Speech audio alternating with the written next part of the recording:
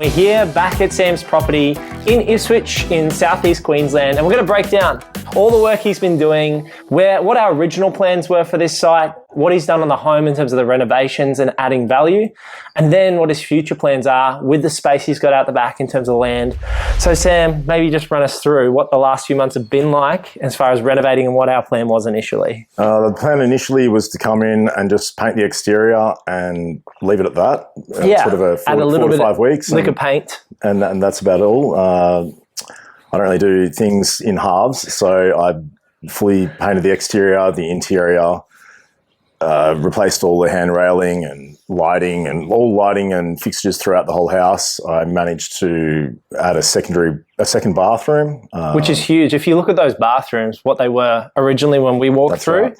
The kitchen was a selling point when we bought the place. Adding value to the exterior was a selling point because you can tenant it, and that's one thing we've talked about is that you can, in your future renovations, you can get people in once the inside's nice. But I think those bathrooms are probably the biggest value add. I think so too. Yeah. And like talk people through what they look like as far as each bathroom and then what the result is. So initially there was one bathroom that just had a shower and a vanity. And then in the other room, which was equally as big or bigger, it just had a toilet only and some cupboards. And there's a big space. It was a big space. It was two by about 3 meters. It's a huge space just to have a loo. That's right. Sitting in the middle. So I just eliminated the cupboards, and where the cupboards were, we've got a shower over a bath, moved the toilet over slightly, added a vanity, a shaving cabinet, some cupboard space, and then added a toilet to the other one. So essentially now have 2 full functional modern bathrooms. Yeah.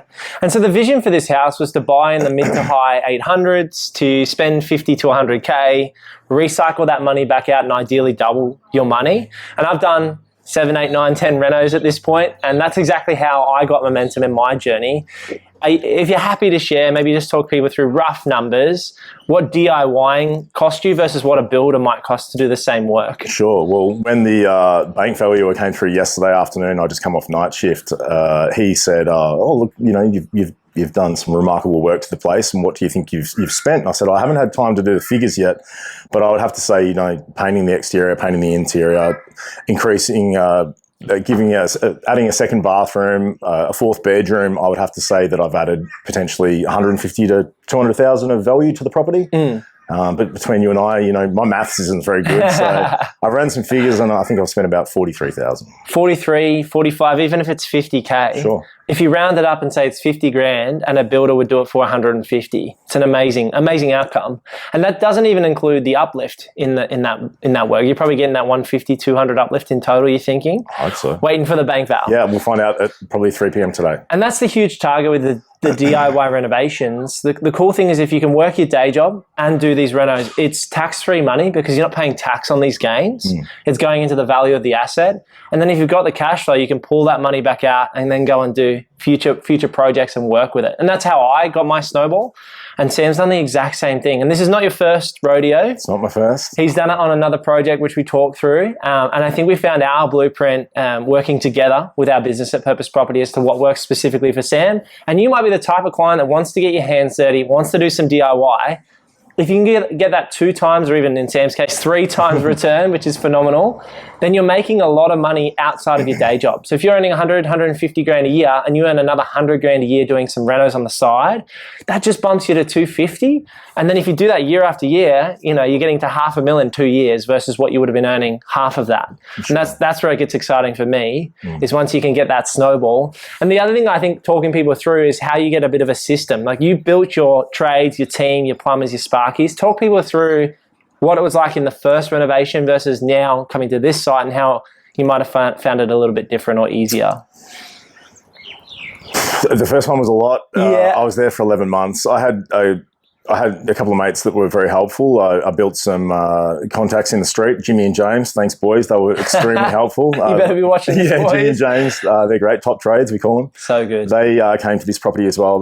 They were very helpful here as well. I definitely have to thank my mate Floyd. He's been here. So 4 months this renovation's taken. He's been here every step of the way. My next door neighbour, Alistair, he's been an absolute legend. And But yeah, plumber, I've got a good plumber, Good contacts. good electrician, BMS, thank you. And even your colours as well. Like you knew from the outset, the whites, the greys, Woodland the blacks. grey, and this one's Tranquil Retreat. Don't give away all of my colours. No, you can have that, guys. Tranquil Retreat is one of my colours. It's great. That's right. I did get that one off you. Yeah, I have a colour palette that I like to do on all my properties. Sam's building his palette out. Having that standardised renovation that you do that creates a nice, beautiful home. That's right. Well, I probably had 5 litres of Woodland Grey left over, so it just made sense to keep the ball rolling. If anyone needs any Woodland Grey, give this guy a call. He'll hook you up. I'm sure I've got paint cans lying around from my renovations.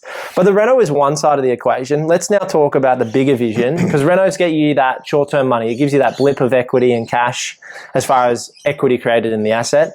But talk us through the size of the block, the future potential, and where you're up to in terms of that process. So, 1,024 squares. I actually had the contouring surveyor come through a couple of weeks ago. Yep. Turns out it's actually 1,066.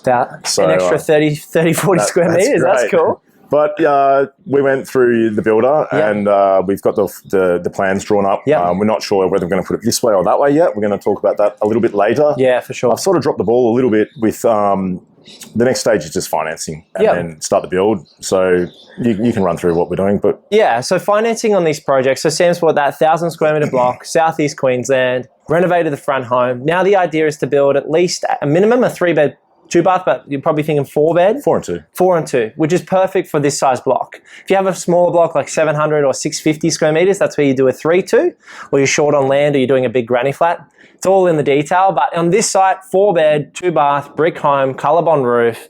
Do the driveway down the side. Ideally create 3 to 4 car parking spots between the houses, give yard to each property. Now the rough build cost, if we estimate, could be 4 to 450 if we want to be really conservative. We know from the builders numbers and projects that I've done that you can probably drop 50 or 100K off that figure. But we always like to be conservative. We don't want to go, and that's the important thing. Sam and I have talked about this over the years. He's always like, how much do you think it's going to cost? And the number I actually give him probably comes in high. But the reality is, let's say it's 450 to do a build out the back. The end value of a property like that would easily be 800 to 850. It won't be 450. So even if it's 400, 450, there's 300 grand conservatively in this feasibility. At worst, a 200 grand, and at best, probably 450 of profit. So if you pick a middle point at, say, 300 grand profit for a 12-month project build time, Sam's through the process of renovating, renting out the front house, and then doing his plans with the builder. The next steps for him is that financing side. So we work with the guys at Cube Home Loans or whoever you want to work with. There's lots of good mortgage brokers out there. You've got to get the financing. Now for Sam and a lot of our clients at Purpose Property, that is getting construction lending. So before you can even get that lending, you need to do what Sam's done. Get your plans, chat to the builder, price it up, because no bank is going to lend without a plan in place. So that's where we're up to. That's the exciting thing, and that's where the journey's going the next 12, 18 months. And then maybe if you're happy to share a little bit what the future might look like. What's your dream?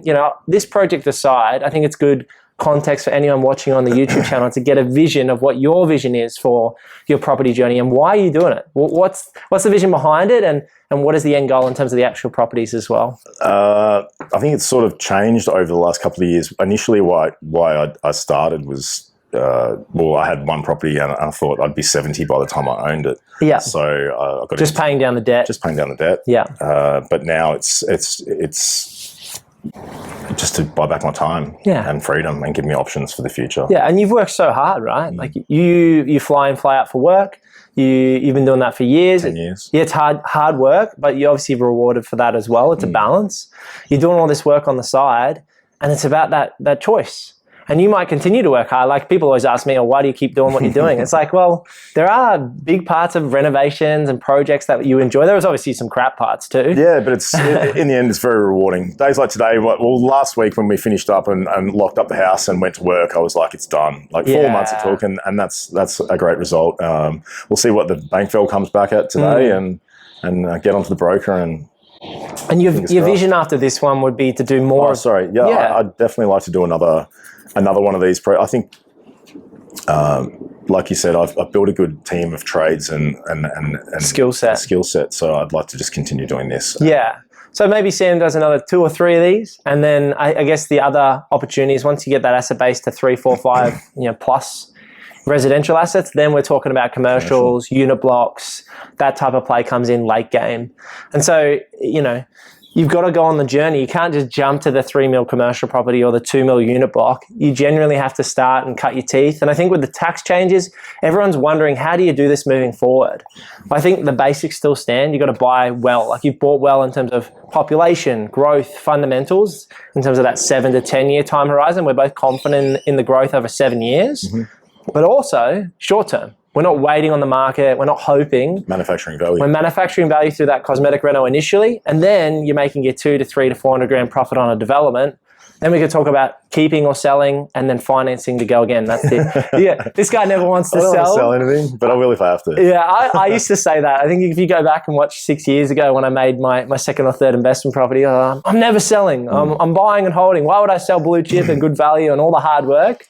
And there is merit to it, but you only sell when there's a good reason to. Sure. So we're not there yet. We're excited to document this for you. Hope you've enjoyed seeing the before and afters of this beautiful house as it's transformed, and very excited to document with Sammy the backyard and what's going on out there. Absolutely. That's going to be amazing. So awesome, guys. Well, enjoy it, and we'll see you in the next video. Peace. Peace, yes. Got to finish with a peace. It's the only way.